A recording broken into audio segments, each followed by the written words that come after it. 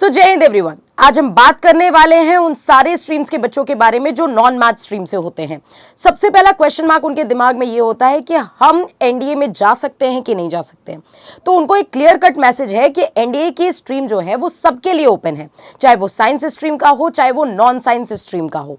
अब second important question आता है कि जो नॉन साइंस स्ट्रीम से है वो एनडीए की प्रिपरेशन करे तो करे कैसे, क्योंकि एनडीए के पेपर में दो मेजर पार्ट्स होते हैं, दो मेजर पेपर होते हैं। पहला पेपर मैथ्स का होता है और दूसरा पेपर जीएटी का होता है। पहला पेपर मैथ्स के अपने क्वालिफाइंग मार्क्स स्कोर करना जरूरी होता है, जो कि होता है 75 मार्क्स। अब नॉन मैथ्स स्टूडेंट के दिमाग में सबसे पहला डर यही बैठता है कि हम कैसे करें और क्या हो पाएगा। अगर ये ऐसे सोचना शुरू करेंगे तो डेफिनेटली आपके उन सवालों के जवाब हम आपके लिए लेकर के आए हैं। और हाँ, आप एनडीए निकाल सकते हैं, इस बात की पूरी एश्योरिटी आपको इस वीडियो के एंड तक में मिल जाएगी। अब क्या करना है और कैसे करना है इसके बारे में थॉट्स लाइए कि क्या मैथ्स का सिलेबस वाकई इतना कट कर देना, क्या मैथ्स का सिलेबस वाकई इतना वास्ट है कि वो कवर ना किया जा सके। मतलब अगर आपका अगला अटेम्प्ट अप्रैल का अटेम्प्ट है तो ऑलरेडी आपके पास काफी समय बचा हुआ है और सिलेक्टिव चैप्टर की मदद से हम अपने स्कोर को अच्छा कर भी सकते हैं और साथ ही साथ मैथ्स का पेपर क्वालिफाई भी कर सकते हैं।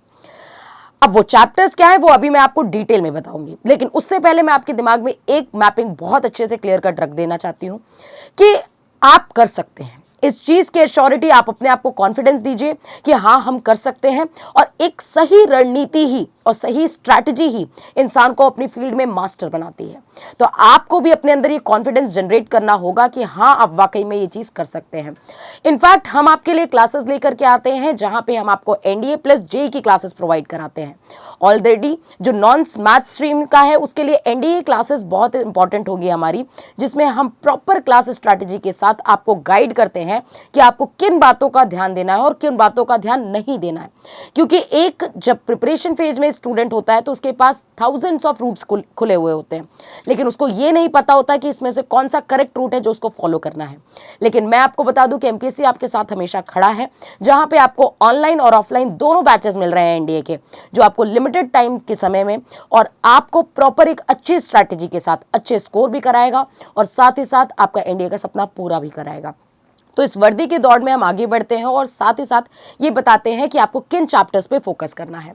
तो सबसे पहले तो आपको ये पता होना चाहिए कि सिलेबस क्या है, उन सिलेबस में वेटेज क्या है और किन चैप्टर्स को कवर करें। क्योंकि कई सारे, ये बात एकदम सच है, इस बात को बिल्कुल भी हम हाइपोथेटिकल नहीं मानेंगे कि 11th-12th क्लास का जो वो बच्चा जो साइंस स्ट्रीम से है उसके लिए स्ट्रैटेजी एकदम अलग होगी, लेकिन वो बच्चा जो नॉन साइंस स्ट्रीम से है उसके लिए स्ट्रैटेजी एकदम अलग होगी। क्योंकि डेफिनेटली उसने 2 साल में मैथ्स को छुआ तक नहीं है। और जब भी कोई बच्चा मैथ्स को छोड़ता है तो मुझे पता है कि उसके दिमाग में कहीं ना कहीं ये बात जरूर होती है कि उसको मैथ्स पसंद ही नहीं होती है। तो इस भय से भी निकलना होगा और कुछ सिलेक्टिव चैप्टर्स मैं आपको बताऊंगी और देखिए आप कितना बढ़िया स्कोर कर सकेंगे उस चीज से। तो पहले आप वेटेज क्लियर करिए और आप देखिए कि कौन कौन से चैप्टर आपको वाकई पसंद आ रहे हैं, ये भी बहुत इंपॉर्टेंट बात है। तो हम चैप्टर की स्ट्रैटेजी आपको क्लियर करते हैं। मैथ्स के पेपर में एक्चुअल में होता क्या है बच्चों कि अगर हम मैथ्स के पेपर की बात करें तो 120 सवाल आते हैं, लेकिन उस सवालों में जो भी 40 सवाल एकदम एक्यूरेटली सही कर देता है उसकी कट ऑफ क्लियर हो जाती है। मतलब आपके पास ऑप्शन है 80 सवाल छोड़ने का। अब ब्रॉडर प्रोस्पेक्टिव हमेशा देखा करिए। अब 40 सवाल यानी अगर हम मार्क्स के सेंस में बात करें तो जिसके भी 75 to 80 मार्क्स आते हैं वो मैथ्स का पेपर आराम से क्लियर कर लेता है। और ये कुछ चुनिंदा चैप्टर से मैं मुश्किल से आपको 7-8 चैप्टर्स बताऊंगी जो लिमिटेड समय पे खत्म भी हो सकते हैं और आपका स्कोर भी अच्छा हो जाएगा। सबसे पहला चैप्टर कॉम्प्लेक्स नंबर और क्वाड्रेटिक इक्वेशन, ये होता क्लास 11th का चैप्टर है और ये इसमें से 10 सवाल आते हैं, दोनों चैप्टर को मिलाकर के 10 सवाल आते हैं यानी 25 मार्क्स। हम जहां 75 से 80 मार्क्स में मैथ्स की कट ऑफ क्लियर कर सकते हैं, वहां अकेला 25 मार्क्स ये 2 चैप्टर लेकर के आ रहे हैं। अब इंपॉर्टेंट यहां से ये है कि इन चैप्टर्स को इकट्ठा अगर कोई बच्चा पढ़ना चाहे तो 2 हफ्ते में आराम से ये चैप्टर दोनों बहुत ही, मतलब मैं नॉन मैथ स्ट्रीम के बच्चे को सोच करके भी बोल रही हूँ, अगर उसका लैक ऑफ इंटरेस्ट कम है तो भी मैं बात कर रही हूँ। और फिर भी अगर वो 2 हफ्ते लग करके इन चैप्टर्स को देगा तो वाकई में कंप्लीट हो जाएगा। लेकिन हाँ, किन सेक्टर्स को वो पढ़े, कहाँ से वो बुक्स को पढ़े और कहाँ से क्वेश्चंस लगाए कि उसको वाकई पता चल जाए कि उसने जो पढ़ा है वो कंप्लीट है।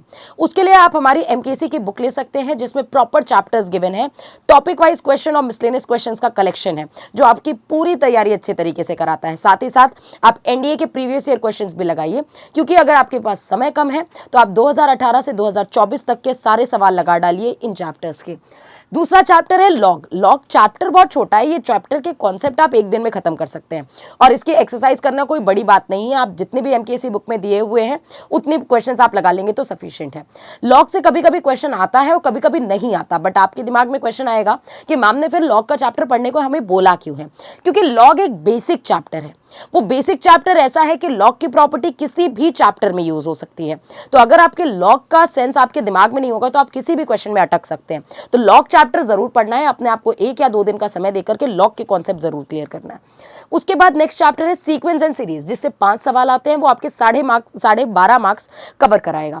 Probability one of the most important chapter. Probability तो आप क्लास 10th में भी पढ़ते हैं, लेकिन हाँ थोड़ा सा ब्रॉडर प्रोस्पेक्टिव होता है। प्रोबेबिलिटी भी आप 1 हफ्ते में अच्छे तरीके से कवर कर सकते हैं। इससे लगभग 10 से 12 सवाल आते हैं और आप देख सकते हैं 30 मार्क्स का चैप्टर है ये। 30 और 25 अगर हम ऐड कर ले तो 55 मार्क्स और 10 मार्क्स यहाँ लगभग 65 मार्क्स यहीं से हो जा रहे हैं आपके। आगे की स्ट्रैटेजी और अच्छे से डिटेल में समझते हैं। अगर हम स्टैटिस्टिक्स की बात करें, one of the most important chapter, और ये वो चैप्टर है बच्चों जिनका किसी और चैप्टर से कोई लेना देना नहीं। अगर आप प्रोबेबिलिटी पढ़ रहे हैं तो आपको कोई और चैप्टर की जानकारी होनी जरूरी नहीं है।